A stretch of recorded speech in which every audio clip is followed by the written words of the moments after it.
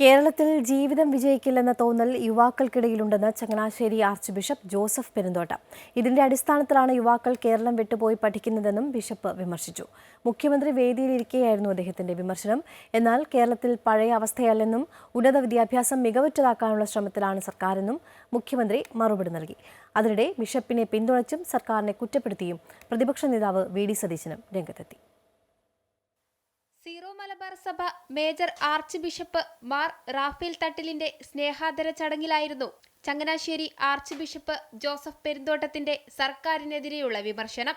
കേരളത്തിൽ യുവാക്കൾക്ക് ജീവിച്ച് വിജയിക്കാൻ കഴിയാത്ത അവസ്ഥയാണെന്നും ഇക്കാരണത്താലാണ് യുവാക്കൾ രാജ്യം വിട്ടു പഠിക്കാൻ പോകുന്നതെന്നുമായിരുന്നു ബിഷപ്പ് തുറന്നടിച്ചത്.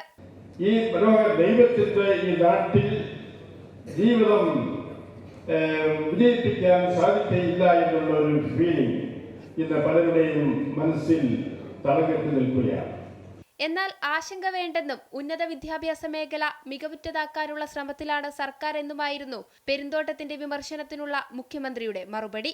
വിദ്യാഭ്യാസ സൗകര്യം ഇല്ലാത്തതുകൊണ്ടല്ല, തൊട്ടടുത്ത ഡൽഹിയിൽ വിദ്യാഭ്യാസ സൗകര്യം ഇല്ലാത്തതുകൊണ്ടല്ല, നമ്മുടെ കുഞ്ഞുങ്ങൾ ആ തരത്തിൽ പലയിടത്തും പോയി പഠിക്കാൻ ഇപ്പോൾ ആഗ്രഹിക്കുക. നമുക്ക് എങ്ങനെ അതിനെ നേരിടാൻ പറ്റും? അതാണ് ഇവിടെ സർക്കാർ ആലോചിക്കുന്നത്. അതിൻ്റെ ഭാഗമായി ഇവിടെ കാണുന്നത് ഉന്നത വിദ്യാഭ്യാസ രംഗം കൂടുതൽ ശാക്തീകരിക്കണമെന്നാണ്. അതിനാവശ്യമായ നടപടികളാണ് സർക്കാർ സ്വീകരിച്ചു വരുന്നത്. സഭയ്ക്കുള്ളിൽ തന്നെ വലിയ പ്രശ്നങ്ങൾ ഉണ്ടായപ്പോൾ കാര്യക്ഷമമായാണ് സർക്കാർ ഇടപെട്ടതെന്ന് ഓർക്കണമെന്നും മുഖ്യമന്ത്രി പറഞ്ഞു.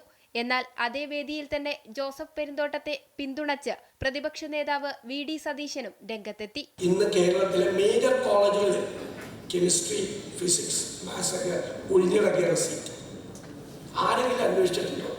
എത്ര മേജർ കോളേജുകളിൽ PG കോഴ്സ് ഇല്ലാതായി?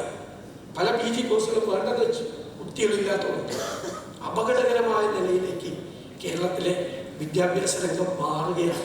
അപകടമായ പഴയകാല നേട്ടങ്ങൾ എണ്ണി പറയാതെ പ്രശ്നങ്ങൾക്ക് പരിഹാരം കാണണമെന്നും വി ഡി പറഞ്ഞു. അമൃത ന്യൂസ്, തിരുവനന്തപുരം.